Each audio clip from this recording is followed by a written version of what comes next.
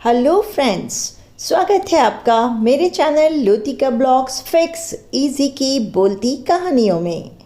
आज की कहानी है बुद्धि का सौदागर और देखते हैं ये बुद्धि का सौदागर हमें क्या सीख देकर जाता है। तो आइए सुनते हैं ये रोचक सी कहानी। बहुत समय पहले की बात है, एक गांव में एक लड़का रहता था। वह बहुत ही गरीब था। उसके माता पिता नहीं थे। उसके पास जीवन यापन का कोई साधन नहीं था, पर वो बहुत ही बुद्धिमान था। अपने पिता से उसने काम की कई बातें सीखी थीं। एक दिन उसके दिमाग में एक अद्भुत विचार आया। उसने पास के ही शहर जाने की ठान ली। शहर पहुंचकर उसने बाजार में एक सस्ती सी दुकान किराए पर ले ली। उसने दुकान के बाहर एक बोर्ड लगा दिया और उस पर लिख दिया, बुद्धि का सौदागर, यहाँ बुद्धि बिकती है। लड़के की दुकान के आसपास फल, सब्जियां, जेवर, मेवे और रोजमर्रा में काम आने वाली चीजों की कई दुकानें थीं। सारे दुकानदार उस लड़के की खिल्ली उड़ाते थे। वे सब उसका मजाक उड़ाते हुए कहते, भाई ये दुकान बड़े गजब की है, अब तो बुद्धि भी बिकाऊ हो गई है। लड़का उनकी बातों की कोई परवाह नहीं करता था। वह दिन भर आते जाते ग्राहकों को आवाज लगाता, आओ आओ, बुद्धि ले जाओ, एकदम खरी, सस्ती और उपयोगी, एक दाम सही दाम, ले जाओ।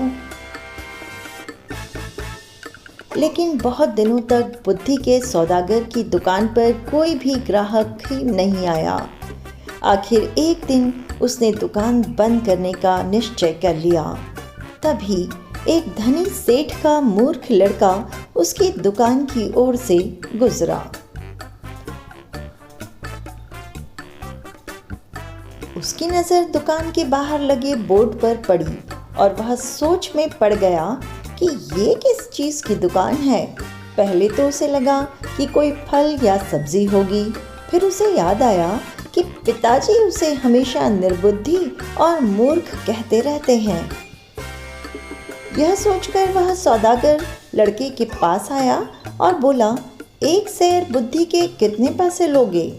सौदागर लड़के ने जवाब दिया, मैं बुद्धि तौलकर नहीं, उसकी किस्म के हिसाब से बेचता हूँ।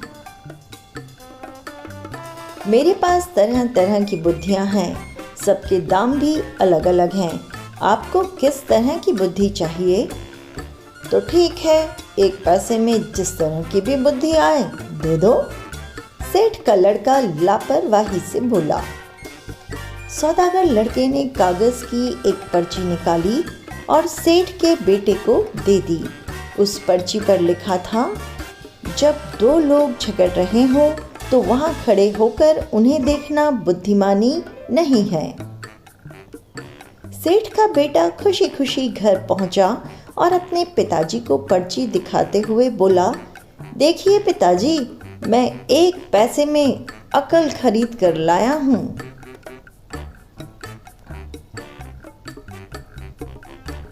सेठ ने पर्ची पढ़ी और तमा-तमा कर बोला, मूर्ख, एक पैसे में यह क्या लेकर आया है? यह बात तो सभी जानते हैं, तूने मेरा एक पैसा बेकार ही बर्बाद कर दिया। सेठ बेटे को साथ लेकर तुरंत ही सौदागर की दुकान पर पहुंचा और उस लड़के को भला बुरा कहते हुए बोला, लोगों को ठगते हुए तुम्हें शर्म नहीं आती?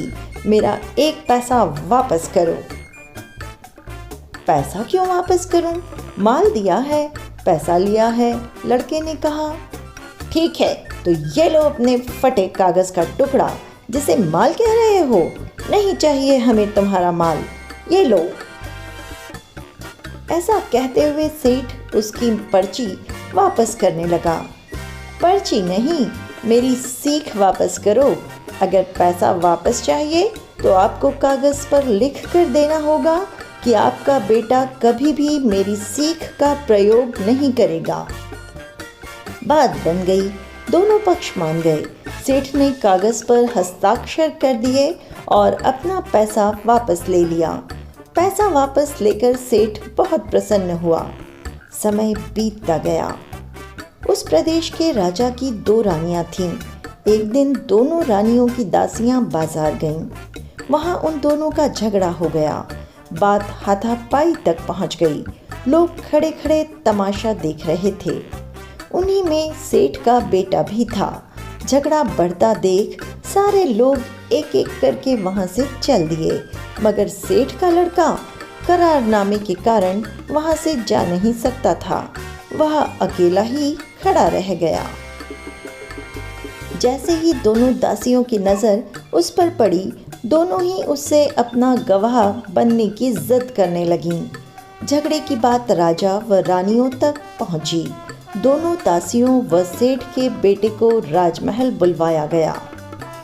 बेटे की खबर सुनते ही सेठ भी दौड़ा दौड़ा महल पहुंच गया। दोनों रानियों ने सेठ के बेटे से कहा कि वो उनके पक्ष में गवाही दे। सेठ और सेठ के बेटे के तो होश उड़ गए। सेठ भागा भागा बुद्धि के सौदागर के पास पहुंचा और बोला, मेरे बेटे को किसी तरह बचा लो, मैं 500 रुपये लूँगा। लड़के ने कहा, ठीक है, ये लो 500 रुपये। सेठ ने तुरंत 500 रुपये निकालकर सौदागर को दे दिए।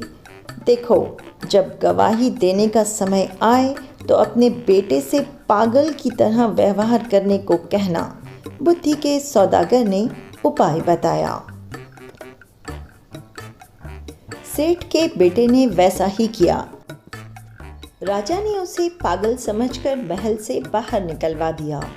इसी तरह की 2-4 घटनाएं और हो गईं और उस सौदागर के चर्चे राजा के कानों तक पहुंचे। राजा ने उसे बुलवाया और पूछा, सुना है तुम बुद्धि बेचते हो, क्या तुम्हारे पास बेचने को हमारे लायक भी कोई बुद्धि है? जी हुजूर, आपके लायक तो बहुत है मेरे पास, पर 1 लाख रुपए लगेंगे। उसने हिचकते हुए कहा, तुम्हें 1 लाख रुपए ही दिए जाएंगे, तुम पहले बुद्धि तो दो। राजा ने कहा। सौदागर ने एक पर्ची राजा की ओर बढ़ा दी। पर्ची में लिखा था, कुछ भी करने से पहले खूब अच्छी तरह सोच लेना चाहिए। राजा को यह बात बहुत पसंद आई। उन्होंने अपने तकिए के गिलाफ पर, पर्दों पर, अपने कक्ष की दीवारों पर, अपने बर्तनों पर सब जगह ये बात लिखवा दी, जिससे वो इस बहुमूल्य बात को कभी न भूले और बाकी सब लोगों को भी वो बात याद रहे। एक बार राजा बहुत बीमार पड़ गए। राजा के एक मंत्री ने राजा के वैद्य के साथ मिलकर षड्यंत्र रचा और उनकी दवा में विष मिलाकर ले आया। राजा ने दवा का प्याला अभी मुंह के पास ही रखा था कि उनकी नज़र उस पर खुदे शब्दों पर पड़ी, कुछ भी करने से पहले बहुत सोच लेना चाहिए। राजा ने प्याला नीचे रखा और सोचने लगे कि दवा पीनी चाहिए कि नहीं। ये देख उस मंत्री और वैद्य को लगा कि उनका भंडा फूट गया है। वे दोनों डर गए और राजा से क्षमा मांगने लगे। महाराज, हमें क्षमा कर दीजिए, हमसे बहुत बड़ी भूल हो गई। राजा ने तुरंत सिपाहियों को बुलाकर दोनों को कारागृह में डलवा दिया। बुद्धि के सौदागर को बुलवाकर बहुत सारा धन दिया और उसे अपना मंत्री बना लिया। तो दोस्तों, इस कहानी से हमें ये सीख मिलती है कि हालात कैसे भी हों, पर बुद्धि का प्रयोग करते हुए उन्हें बदला जा सकता है। तो दोस्तों, अगर आपको कहानी अच्छी लगी हो तो लाइक और कमेंट कर दें। साथ ही अगर चैनल को अभी तक सब्सक्राइब नहीं किया हो तो सब्सक्राइब करें, बेल आइकन दबाते हुए, ताकि किसी भी नए वीडियो का नोटिफिकेशन आपको तुरंत मिल जाए। Thanks for watching.